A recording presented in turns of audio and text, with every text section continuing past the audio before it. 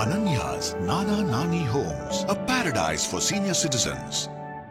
Holidays nale adu namma GT Holidays da, South India's #1 travel brand. Chennai Silk Saree Sale, latest collections at unbelievable prices, up to 50% offer or branded gifts. Srinagar, Velachery, Cropate and Thiruvallur.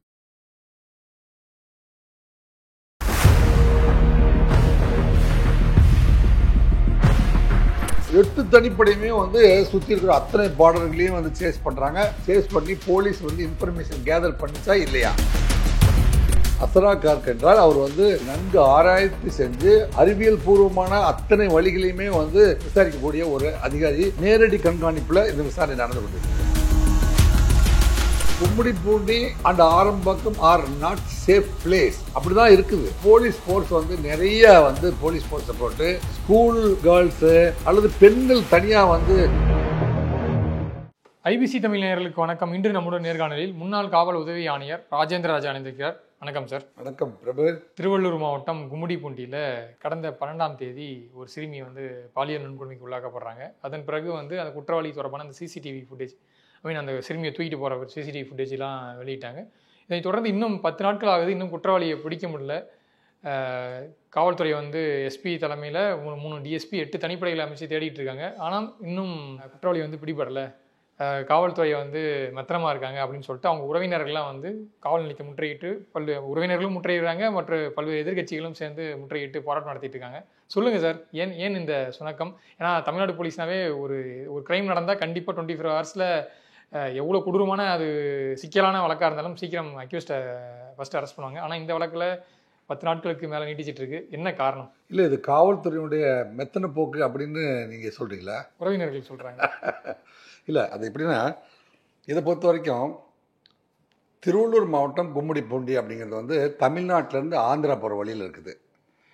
Andhra போகிற வழியில் இருக்குதுன்னா கும்மிடிப்பூண்டிலாம் முன்னாடியெல்லாம் அங்கே இருக்கிறதே ஒரு 3-4 prime community இருக்காங்க. அந்த சமயத்துலலாம் இந்த மாதிரியெல்லாம் நடக்காது.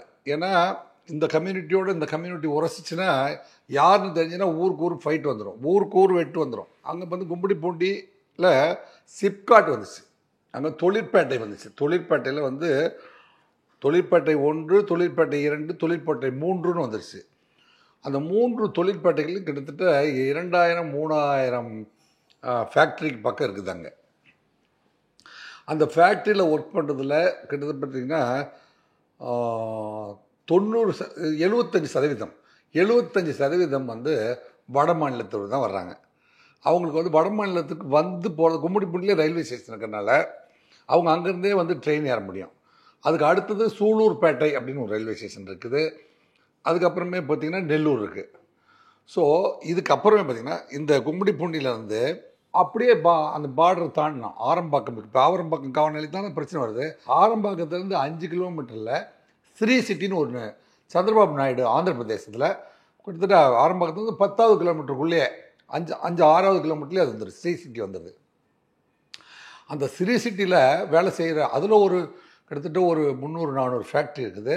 அதில் வேலை செய்கிற அத்தனை பேருமே வட மாநிலத்தை சேர்ந்தவர்கள். அவங்க ஒரிசா, கல்கத்தா, பீகார், அப்புறம் சத்தீஸ்கர் போன்ற மாநிலங்களை சேர்ந்தவங்களாம் கூட்டமாய் அங்கே குடியேறி விட்டார்கள். பட் அவங்க பர்மனன்ட் ரெசிடென்ஸா அப்படின்னு பார்த்தா இல்லை. 2 மாதம் இருப்பான் அல்லது 3 மாதம் இருப்பான், இல்லை இந்த கம்பெனியில் வேலை பார்ப்பான். அப்படிலாம் போய் சிப்காட்டில் அந்த ஊரில் போய் ஸ்ரீ சிட்டியில் வேலை பார்ப்பான். ஸ்ரீ சிட்டி சூலூர்பேட்டை வரைக்கும் அந்த ஸ்ரீ சிட்டி டெவலப் ஆகிருக்குது. ஆமாம், இது தற்காலிகமாக தங்கிக்கிறவங்களுடைய பாப்புலேஷன் அதிகமாகிடுச்சு. அந்த பாப்புலேஷன் அதிகமானதுக்கு தகுந்த மாதிரி போலீஸ் ஸ்டேஷனை அமைக்கவில்லை. இப்போ சிப்காட் போலீஸ் ஸ்டேஷன் அப்படின்னு கூட ஒன்று இருக்குது. ஆனால் அதில் ஸ்ட்ரென்த் இருக்கணும். எத்தனை ஃபேக்ட்ரியில் ஒவ்வொரு ஃபேக்ட்ரி, இத்தனை ஃபேக்ட்ரிலையுமே வேலை செய்கிற ஒவ்வொருத்தருமே அவன் பயோடேட்டா கொடுத்துருக்கானா அவனெல்லாம் ஒரு பெயரை வைத்தோ அல்லது செல் நம்பரை வச்சோ உடனே எந்த ஃபேக்ட்ரிங்கிறத கண்டுபிடிக்க முடியுமா அப்படிங்கிறதெல்லாம் லிஸ்ட் எடுக்கிறதுனா அது ஒரு மாபெரும் பணி. அதெல்லாம் அங்கே அப்படி கணக்கெடுக்கப்படவில்லை. அதனால தான் பண்ணியிருக்கணும். இதெல்லாம் இந்த தேவை. இன்றைக்கி ஆரம்பாக்கம் காவல் நிலையத்தில் கிட்டத்தட்ட ஒரு 300-400 பேர் தாவேக்காவை சேர்ந்தவர்கள்லாம் காவல் நிலையத்தை முற்றுகிட வர்றாங்க. காவல்துறை தடுத்தும் வந்து நிறுத்த முடியாத அளவுக்கு ஆவேசமாக வராங்க.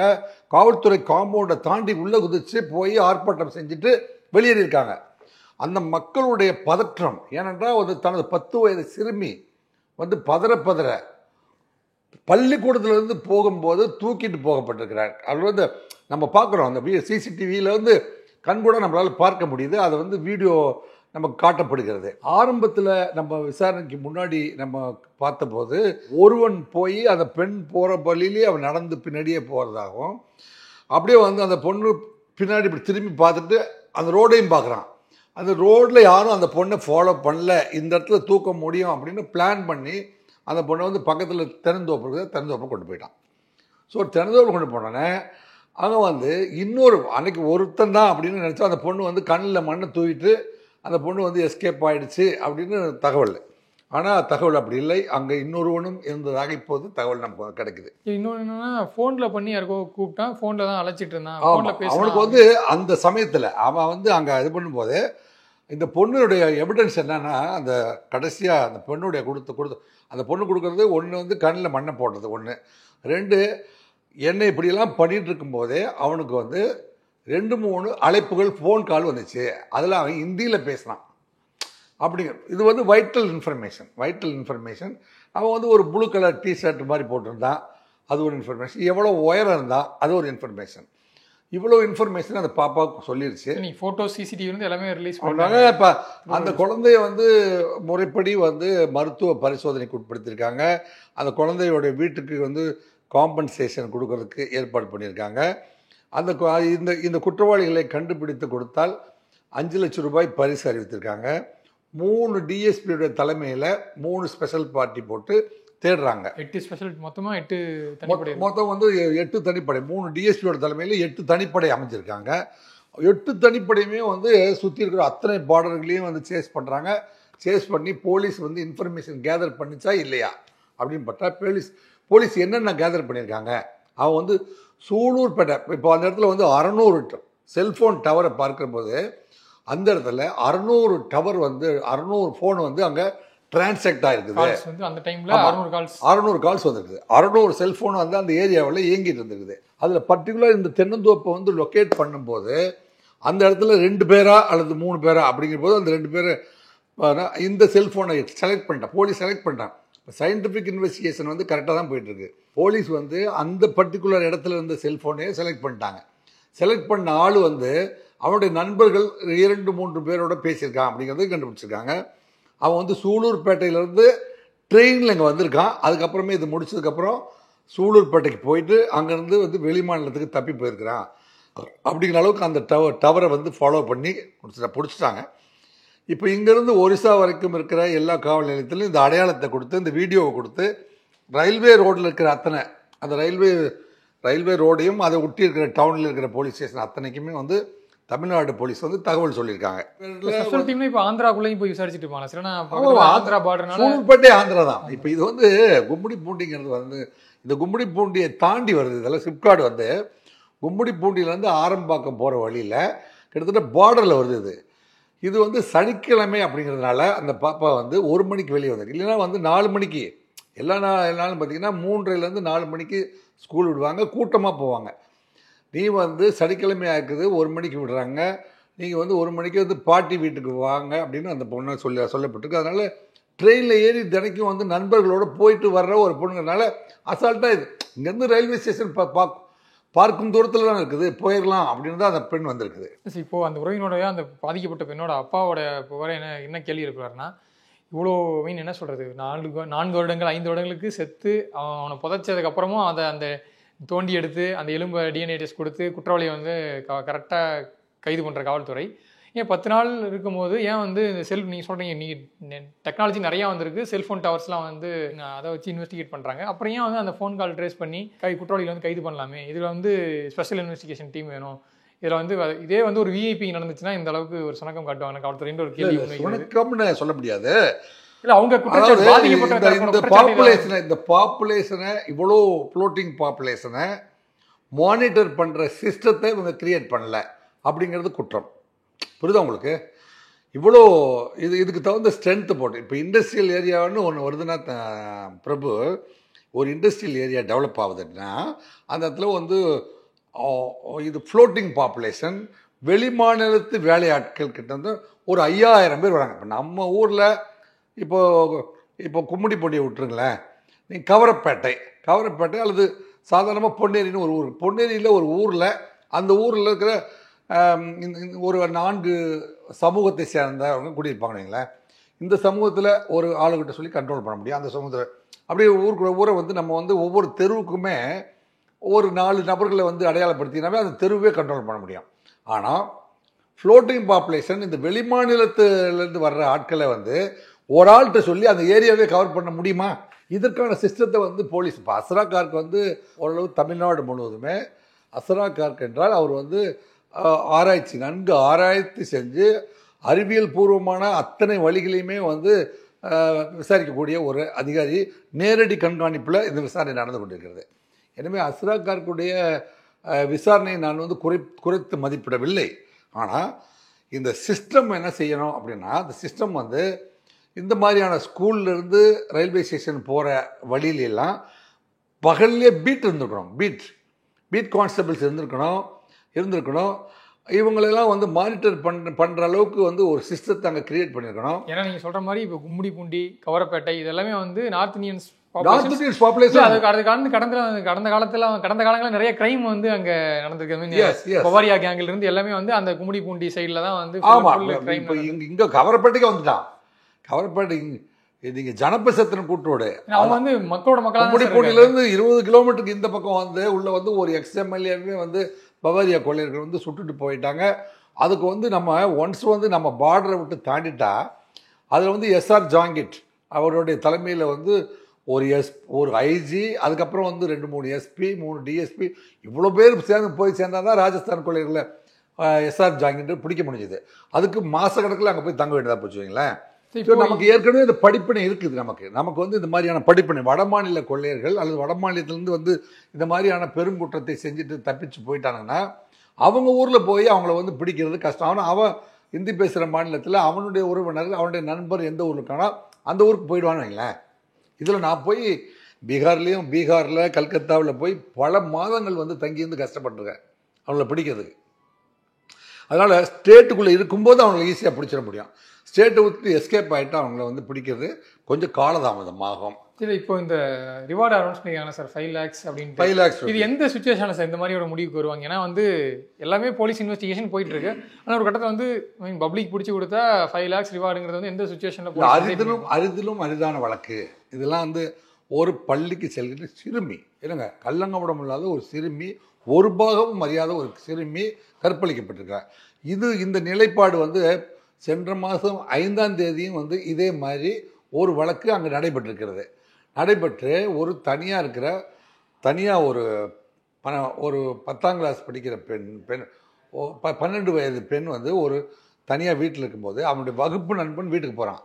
அந்த பொண்ணு நம்பி பேசிகிட்டு இருக்கும்போது அவன் நண்பர்கள் 2 பேர்த்த கூப்பிட்டு வந்து அந்த பெண்ணை வந்து சீரழித்து ஒரு தகவல் இருக்குது. ஸோ தொடர்ந்து வந்து இந்த மாதிரியான ஏரியாவில் இது வந்து இந்த மாதிரியான குற்றங்கள் பெருகுமானால் இது வந்து தமிழ்நாட்டுடைய காவல்துறைக்கே வந்து ஒரு சவாலாக அமைந்துவிடும். அல்லது ஸ்டேட்டுடைய அட்மினிஸ்ட்ரேஷனே வந்து ஒரு குறை கூறுகின்ற அளவுக்கு சூழ்நிலை ஏற்படும் அப்படிங்கிற ஒரு அரிதிலும் அரிதான வழக்கு. அப்படிங்கிறதுனால இதோட முற்றுப்புள்ளி வைக்கணுங்கிறதுக்காக இது எப்பாடுபட்டாவது பிடிக்கணும் அப்படிங்கிறது தான் இந்த 5 லட்சம் ரூபாயெல்லாம் வந்து. அப்போ போலீஸ் வந்து முனைப்போடு இருக்கிறது அல்லது அதிகமாக அக்கறை செலுத்தி கொண்டிருக்கிறது அப்படின்னு அர்த்தம். சார், நீங்கள் சொல்கிற மாதிரியே வந்து ஸ்டேட் விட்டு போயிருந்தால் இப்போ ஒரு ஆந்திர பிரதேஷ் தாண்டி நீங்கள் சொல்கிற மாதிரி பீகாரோ கொல்கத்தாவோ அந்த சைடில் இருந்து அக்யூஸ்ட் வந்து அங்கே போயிட்டாங்கன்னா இப்போ வந்து லோக்கல் ட்ரெயினில் ஃபுல்லாக இருக்கக்கூடிய ஜன்னலோரம் வந்து ட்ராவல் பண்ணக்கூடியவங்களோட சிசிடிவியும் எடுத்து மேட்ச் பண்ணிகிட்டு இருக்காங்க. அதில் யாராச்சும் ட்ராவல் பண்ணியிருக்காங்கன்ற முதற்கொண்டு இப்போது இவ்வளோ விஷயங்கள் நடத்தும் போது இப்போ ஸ்டேட் விட்டு ஸ்டேட் போயிருந்தால் போலீஸ் எந்த மாதிரியான முன்னெடுப்பாங்க சார்? ஆனால் ஸ்பெஷல் டீம் இப்போ வந்து இதில் வந்து பார்த்திங்கன்னா இவனுக்கு வந்து ஹிந்தி பேசுகிறவங்க தெரிஞ்சிச்சு. இப்போ ஆந்திரா மாநிலம் இல்லை, தெலுங்கானாவும் இல்லை. அதை தாண்டி போனீங்கன்னா ஒரிசா இருக்கும். ஒரிசாவில் ஹிந்தி பேசுகிறாங்க. கல்கத்தாவில் ஹிந்தி தான் பேசுகிறாங்க. ஆனால் வந்து கொல்கத்தா லாங்குவேஜோட மிக்ஸ் பண்ணி பேசுவாங்க. அதுக்கப்புறம் பீகார், அப்புறம் வந்து ஜார்க்கண்டு, இத்தனை மாநிலத்திற்கு ஒரே ட்ரெயின் அங்கே போகுது. நீங்கள் நம்ம சென்ட்ரல் ரயில்வே ஸ்டேஷன்லேருந்து போகிறது இத்தனை ஸ்டேட்டையும் கவர் பண்ணி நார்த்து பீகாரில் இருக்கிற மோத்திகாரின்னு ஒரு ஊர் இருக்குது. அந்த ஊரில் பீர்கஞ்சின்னு ஒரு இடம் இருக்குது. அங்கே போய் சேரும். அப்போ ராஞ்சி வரைக்கும் போவோம். ராஞ்சி வரைக்கும் போகிறதுல இவன் எந்த இடத்துல ரயில்வே ஸ்டேஷன் விட்டு இறங்குனா கண்டிப்பாக மொத்த சிசிடிவி ஃபுட்டேஜும் எடுத்து அனலைஸ் பண்ணிட்டு இருக்காங்க. ஆமாம், அவ்வளோ சிசிடிவி ஃபுட்டேஜ் எடுக்கிறதுக்கு ரியல் டைமில் போலீஸ் வந்து ஒரு டீம், நாங்கள் வந்து இந்த மாதிரி ஒரு டீமு, நாங்கள் இந்த மாதிரியான வழக்கு நடந்திருக்கு, நாங்கள் இதுக்கான விசாரணை வந்திருக்கோம், இந்த எந்தெந்த ஸ்டேஷன்லலாம் ஃபுட்டேஜ் இருக்கா, இந்த ஃபோட்டோவோட டேலி ஆகுதா அப்படின்னு வந்து ஒவ்வொரு ஸ்டேஷனையும் ப்ராக்டிக்கலாக பார்க்கும்போது கண்டிப்பாக நேரம் எடுக்கும். ஆனால் இவர்களை எப்படியாவது வந்து பிடித்து கொண்டு வந்து சட்டத்தின் முன்பு நிறுத்துவதை விட இது போன்ற இதெல்லாம் வந்து இந்த first degree, second degree, third degree அதுக்கு மேலே எல்லாம் கூட போனாலும் தப்பில்லை அப்படின்னு நான் சொல்லுவேன். ஏன்னா இந்த மாதிரி ஆட்கள் ஏற்கனவே வந்து இது மாதிரியான ஒரு சம்பவத்துக்கு தான் வந்து திரு சைலேந்திர பாபு அவர்கள் கோயம்புத்தூரில் வந்து என்கவுண்டர் பண்ணார். என்கவுண்டர் பண்ணும்போது கோயம்புத்தூர் சிட்டியே வந்து அவரை வரவேற்றார்கள். சில என்கவுண்டர்கள் இந்த விஷயத்தில் நீங்கள் சொல்கிறீங்க சார். ஆனால் வந்து இதையும் என்ன சொல்கிறாங்கன்னா, தெலுங்கானாவில் இந்த மாதிரி ஒரு ஐடி பெண் ஊழியரை வந்து ரேப் பண்ணதுக்காக என்கவுண்டர் பண்ணாங்க. அப்போ வந்து தெலுங்கானா போலீஸை ஊரே சேர்ந்து கொண்டாடிச்சு. ஆனால் அதுக்கு சிறிது காலத்துக்கு அப்புறம் தான் தெரியுது அது வந்து ஒரு போலி என்கவுண்டர், அதில் அதில் சுட்டு கொல்லப்பட்ட போலி என்கவுண்டர் இல்லை, உண்மை குற்றவாளிகளை அரசு அதை தண்டிக்கும்னு சொல்லி அல்லது காலதாமதப்படுத்தாமல் அவர்களெல்லாம் வந்து பிடிக்கும்போது இருக்கிற ஆபத்து ஏற்படுமானால் என்கவுண்டர் வரைக்கும் கூட முயற்சி செய்யலாம்னு சொல்ல வரேன். நான் என்கவுண்டர் தான் பண்ணணும்னு சொல்ல வரல. நான் இவர்களை பிடிப்பதில் வந்து தடை ஏற்படுமானால் என்கவுண்டர் பண்ணியாவது அவங்கள பிடிக்கணும். ஏன்னா இவங்கெல்லாம் வந்து இவ்வளோ இந்த குற்றமெல்லாம் வந்து மன்னிக்க முடியாத குற்றம், ஏற்றுக்கொள்ள முடியாத குற்றம், அல்லது சமூகத்தில் வந்து பேராபத்தை உருவாக்கக்கூடிய குற்றம், சமூகத்தினுடைய நற்பெயருக்கு மிகப்பெரிய களங்கத்தை ஏற்படுத்தக்கூடிய ஒரு குற்றம். எனவே இந்த குற்றத்தை வந்து கூடிய விரைவில் வந்து தமிழ்நாடு காவல்துறை கண்டுபிடித்து, அது அஸ்ரா கார்க் அவர்களுடைய தலைமையில் இருக்கிற காவல்துறை கண்டுபிடிக்கும் என்று நான் நம்புகிறேன். என்னுடைய விருப்பமும் அதுதான். ஆனால் இந்த இதை பொறுத்தவரையும் இந்த குற்றவாளி பிடிக்கிறதுக்கு கொஞ்சம் காலதாமதம் வர்றதுக்கு காரணம் வந்து காலதாமதத்துக்கான காரணம் இப்போ நான் வந்து பீகாரில் இப்போ இந்த கொடுங்கையூரில் ஒரு பீகாரை சேர்ந்தவங்க ஒரு 10-15 பேர், ஒரு 25 பேர் ஒரு கம்பெனியில் வேலை பார்க்குறாங்க. ஒரு சூப்பர்வைசர் வந்து அவர் வந்து 24 மணி நேரம் வேலை வாங்கிட்டே இருக்கிறாரு, ஓய்வே கொடுக்கல. அப்புறம் அந்த சூப்பர்வைசர் படுத்து தூங்கிட்டு இருக்காரு. இவன் என்ன செஞ்சான், ஒரு 300 கிலோவில் இருக்கிற ஒரு மிஷினை தூக்கிட்டு போய் அவன் தலையிலே போட்டு கொண்டுட்டு போயிட்டான். இதுக்கு வந்து பீகாருக்கு வந்து யாருமே போக மறுத்து விட்டார்கள். நான் வந்து தைரியமாக போய் கிட்டத்தட்ட 15 நாட்களுக்கு மேலே அங்கே தங்கியிருந்தேன். நான் தங்கிட்டு அவருடைய விலாசம், ஏன்னா அவனுக்கு விலாசம் தெரிஞ்சது, ஏன்னா இவன் எந்த ஊர்லேருந்து வேலைக்கு வந்தான்னு நமக்கு தெரிஞ்சு போச்சு. இருந்தாலும் அந்த ஊரில் அவன் போய் தங்கலை, பீகாரில் போய். அப்போ அவன் வந்து இன்னொரு ஃப்ரெண்டு வீட்டுக்கு போகிறேன்னு சொல்லிட்டுப்பான். அந்த ஃப்ரெண்டு வீட்டிலேருந்து எந்த ஊருக்கு போனாங்கிறதெல்லாம் தேடி கண்டுபிடிச்சி கொண்டு வரதுக்கு கிட்டத்தட்ட 15-20 நாட்கள் ஆயிடுச்சு. நாங்கள் புறப்பட்டு அந்த ஊருக்கு போய் சேர்றதுக்கே 10 நாள் ஆயிடுச்சு. இவன் தான் இதுதான் வீடு, அவனுடைய உறவினர் வீடு இங்கெல்லாம் இருக்குதுன்னு. இப்போ அவன் கோஆப்ரேட் பண்ண மாட்டாங்க பீகாரில் இருக்கிறவன். அவனை கூட்டிகிட்டு, இல்லைன்னா உங்களை கூட்டிகிட்டு போய் நாங்கள் வந்து சிறைப்படுத்த வேண்டியிருக்கோம் அப்படிலாம் வந்து அவங்கள வந்து டெக்னிக்கலாக பேசி, அப்புறம் வந்து அவனை காட்டி கொடுக்கலைன்னா உங்கள் எல்லாத்தையும் விசாரணைக்காவது நான் கூட்டிகிட்டு போக வேண்டியிருக்கோம். நான் அப்புறமே நம்ம எல்லாருமே வந்து இவர் விடமாட்டார் போல இருக்கு அப்படின்னோடனே வந்து அப்போ வந்து இவர் வந்து சைலேந்திர பாபு என்னுடைய பாஸாக இருந்தார். அப்போ வந்து பெரிதும் பாராட்டினார். பீகாரில் போய் 10-15 நாட்கள் தங்கியிருந்து இவனை பிடிச்சி வந்துட்டீங்களே அப்படின்னு சொல்லிட்டு பாராட்டினார். ஸோ இந்த மாதிரியான வழக்குகள்லாம் வந்து இந்த காலத்தாமதம் வந்து இந்த மாதிரி ப்ராக்டிக்கல் டிஃபிகல்ட்டிஸ் இருக்குது. இன்னுமே வந்து Gummidipoondi and Arambakkam are not safe place அப்படி தான் இருக்குது. இது வந்து போலீஸ் ஃபோர்ஸ் வந்து நிறைய வந்து போலீஸ் ஃபோர்ஸை போட்டு ஸ்கூல் கேர்ள்ஸு அல்லது பெண்கள் தனியாக வந்து அங்கெல்லாம் மாந்தோப்பு அதிகமாக இருக்குது, விவசாய நிலங்கள் இருக்குது. சாதாரணமாக அதுக்கு இடையிடையே ஃபாரஸ்ட் இருக்குது, நிறையா இருக்குது. அதனால் அந்த ஏரியாவில் வந்து காவல் நிலையங்களை வந்து இன்னும் கொஞ்சம் அதிகப்படுத்தணும். அங்கே ஸ்ட்ரென்த்து அதிகமாக போடணும். அதுக்குள்ளே வந்து பர்மனெண்ட்டாக வேலை செய்கிறவன் யார் இல்லைங்க, அவங்க அத்தனை பேருக்குமே வந்து ஐடி கார்டை வந்து ஃபோட்டோ ஒட்டிய ஐடி கார்டுகளை வந்து வாங்காத எவனையுமே வந்து இங்கே வேலைக்கு அமர்த்தக்கூடாது அப்படிங்கிறத வந்து இம்ப்ளிமெண்ட் பண்ணியிருக்கணும். இதெல்லாம் வந்து பண்ணணும் அப்படிங்கிறதுக்கான ஒரு முன்னெடுப்புக்கு இந்த வழக்கு வந்து ஒரு முன்னோதனமாக இருக்குது, தேவை இருக்குது. இதெல்லாம் செய்ய வேண்டிய தேவை இருக்குது அப்படிங்கிறத வந்து இது உணர்த்துகிறது.